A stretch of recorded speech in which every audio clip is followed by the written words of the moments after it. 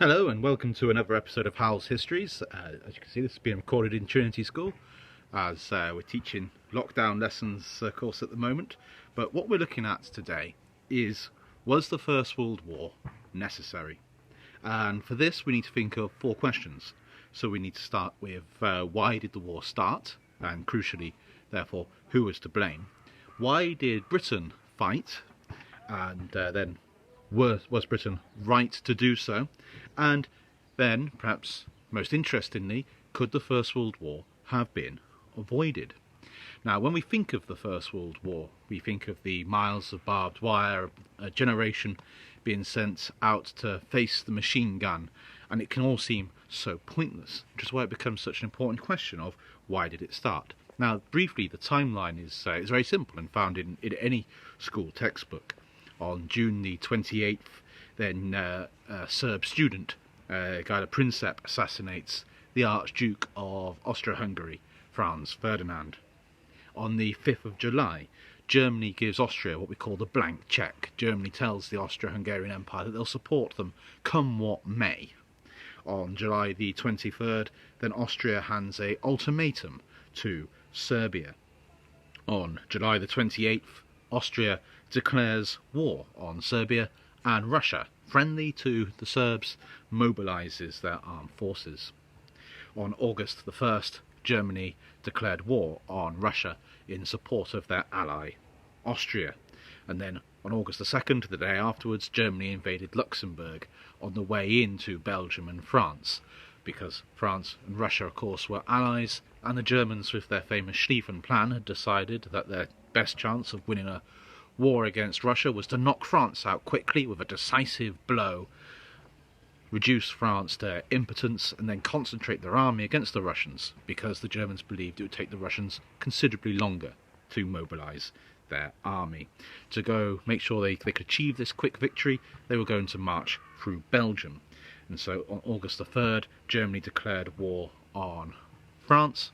The German government believed that Belgium would grant the Germans free passage through their country. They couldn't see why Belgium could possibly fight.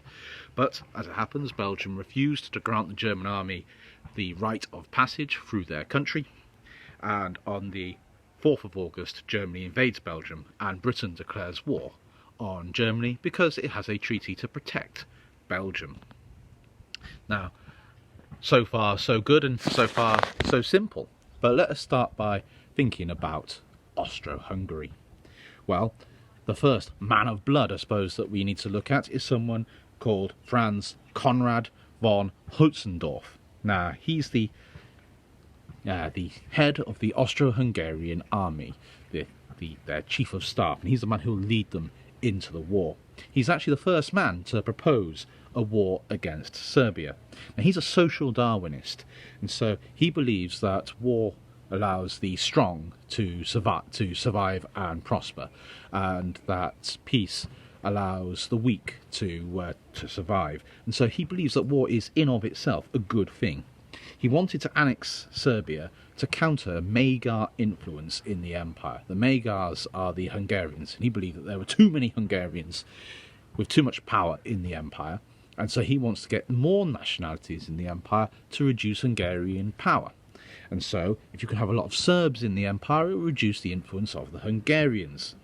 He wants to create turn the Austro-Hungarian Empire into a Austro-Yugoslav-Hungarian Empire, with the Austrians and Yugoslavs being able to counterbalance the influence of the Hungarians. Now, he proposes war against Serbia in 1906, in 1908, in 1912, in 1913, and 25 times in 1914. And so he is keen to push for a war between Austria and Serbia. Now let's consider Germany. Germany fears Russia, despite the fact that the Russians have been beaten by the Japanese in the Russo-Japanese War of 1905. Germany also dreams of its place in the sun. They had come late to the scramble for Africa, and her empire was small. But despite this, Germany dominates Europe in terms of population, in terms of industry. It is a paramount power. It's, in many industrial indices, it's already overtaken Great Britain, and is certainly far ahead of France or Russia. Now, Germany has been unified under the Kaiser, and the Kaiser is not entirely stable, shall we say, in terms of his personality. Now, the Kaiser had encouraged Austro-Hungary to attack Serbia in 1913. We have here the words of the Kaiser before, of course, the assassination of Franz Ferdinand. War is inevitable to stave off a mighty impulse of Slavdom. Now, the German Chancellor, Bethmann Hollweg, our own vital interests demand the preservation of Austria as Germany's only reliable ally. Now, Germany and Austria were allied with Italy, but even before the war began, they had a suspicion that the Italians weren't going to prove to be entirely reliable.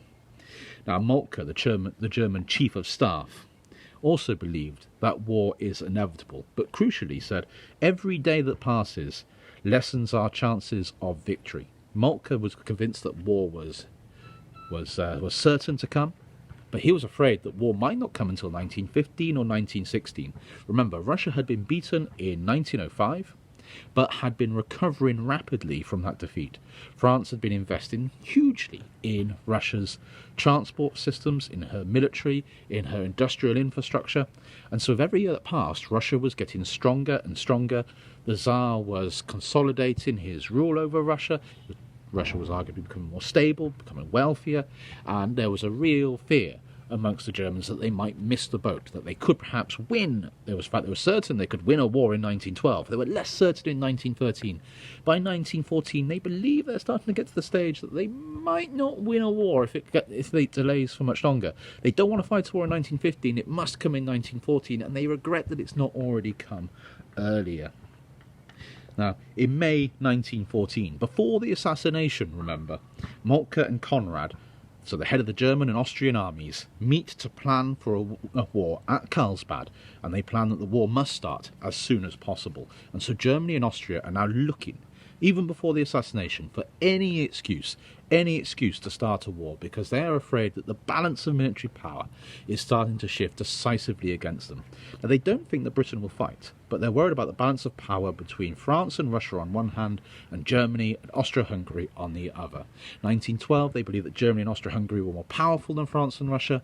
By 1914, it's starting to look a little bit more dicey for them, and they think that by 1915, the France-Russia combination will outweigh the German-Austro-Hungarian combination. And so the assassination. On the 5th of July, the Kaiser offers Austria his full, unlimited support, without asking the Chancellor, Bethmann Hollweg. Now, Austria did ask about what would happen if the Russians got involved in the war, and the Kaiser said that he would run the risk, as they felt that Russia was not yet ready for war, and also France critically lacked heavy artillery. Now, in that meeting, the position of the British was not even discussed.